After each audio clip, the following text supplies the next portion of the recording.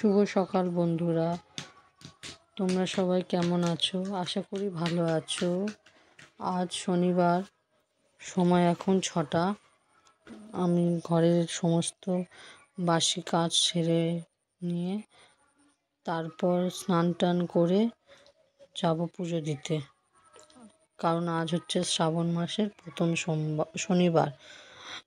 স্নান করে এলাম, এসে এবার একটু রেডি হব, চুল ফুলে আসছে, তারপরে একটু শাড়ি টাড়ি পরবো,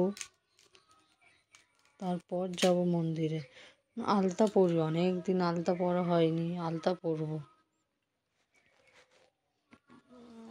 আলতা পরে নিয়ে তারপর শাড়ি পরবো, কারণ নাহলে আলতা শাড়ির মধ্যে লেগে যাবে।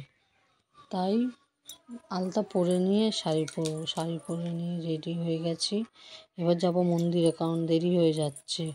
বামুন ঠাকুর চলে গেলে এখন আর আসবে না, ঠিক আছে?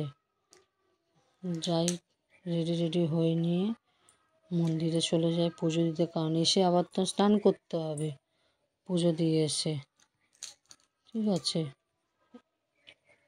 পুজো দিয়ে এসে স্নান করতে হবে। সিঁদুরটা পরে নিয়ে তারপরে পুজো দিয়ে আসা হয়ে গেছে, এবার স্নান করে ঘরে ঢুকলাম।